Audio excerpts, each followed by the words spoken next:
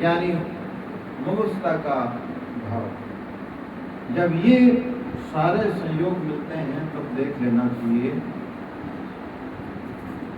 तब समझना चाहिए कि मेरा आज का दिन है वो भलो है। आज का ही भला क्यों कहा? क्योंकि प्रत्येक मनुष्य का जीवन तभी अच्छा, सुंदर और सर्वश्रेष्ठ होता है जैसे कोई भी बच्चा 1 साल पढ़ाई करके और जब उसके पास होने के बाद में सर्टिफिकेट हाथ में आता है,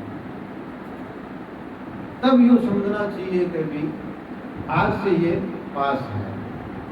और जब तक सर्टिफिकेट हाथ में नहीं आए तब तक उसको पास नहीं माना जा सकता, भला ही 1 साल पढ़ा हुआ हो।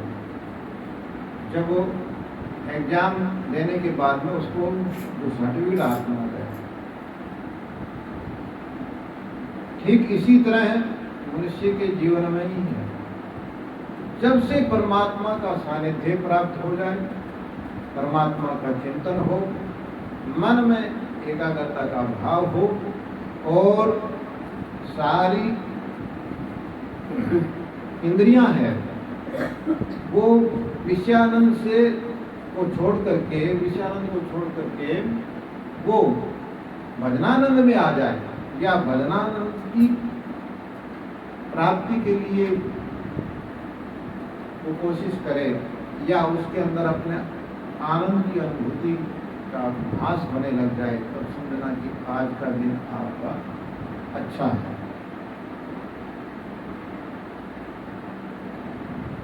मनुष्य के जीवन में अनेक दिन अच्छे आते हैं, सर्वश्रेष्ठ अच्छा दिन वही है जो जिन दिन संत मिल जाए वो दिन लेके, जिस दिन परमात्मा मिल जाए, परमात्मा का सानिध्य मिल जाए, संतों का सानिध्य मिल जाए। संतों का सानिध्य और किसी का भी सानिध्य जीवन में मिलता है, उसमें कुछ न कुछ प्रतिक्रिया जरूर होती है। संतों ने तो यहाँ तक कहा है कि अभी कोई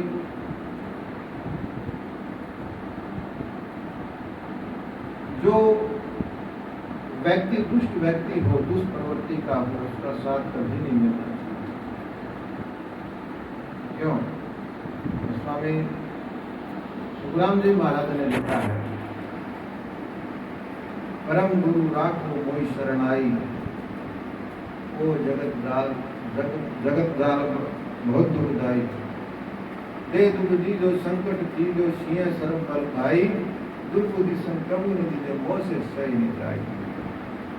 अग्नि जलाए छुरी से काटे, ऐसा दुख नहीं आए, दुर्बुद्धि प्रभु ने दीजिए मोह से सही नहीं जाए। क्यों? कि दुर्बुद्धि व्यक्ति जो होता है कि वर्तमान को भी बिगाड़ देता है और आगे को ही बिगाड़ देता है। इतनी अच्छी बात कही उन्होंने, कहा कि दे दुर्बुद्धि जो संकट दी जो सिंह सर्व बल खाई। सिंह सर्व खा जाए कोई व्यक्ति तो कम से कम वो जीवन तो बिगड़े, परंतु आगे को तो नहीं बिगड़े। परंतु किसी दुष्ट व्यक्ति के संग कोई व्यक्ति लग जाता है, दुर्व्यसनी के, या कोई ऐसा व्यक्ति जो कपटी हुआ है, उसके साथ में किसी का सानिध्य मिल जाए तो वो जीवन में बिगड़ जाए, आगे को जीवन में बिगड़ जाए। और जीवन की कर बिगड़ा है, यहाँ पर उनके जितने भी संस्कार है वो सारे के सारे वहाँ पर लुप्त हो जाते हैं और बुरे संस्कार उसके साथ में शुरू हो जाते हैं, जिससे आपका जीवन बिगड़ता है, परिवार का जीवन बिगड़ता है, साथ साथ में प्रशासन की जो गाइडलाइन होती है या उनका अनुशासन होता है वो भी बिगड़ता है, साथ में अपने शरीर का भी नाश होता है। शरीर के साथ साथ में संस्कारों के अभाव के कारण से ये जीवन बिगड़ करके आगे के जीवन का भी उनका सर्वनाश हो जाता है। इसलिए कहा है कि आज सखी मेरे रंग रंगी,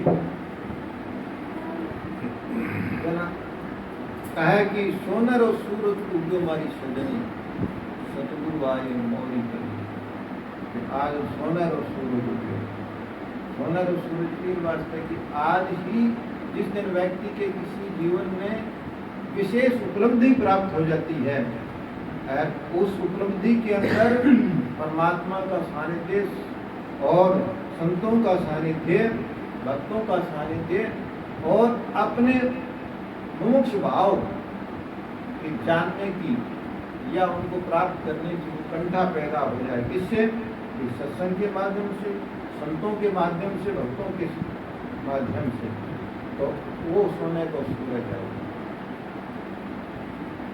तो उसमें कांस्य 25 का और 50 का हो गया, रजत और 75 से लेकर के 100 के बीच का हो गया, वो अपन बनाते हैं स्वर्ण। तो वो सोने को भाव हो गया, यानी उनका आज का जीवन है वो सोने के तुल्य हो गया।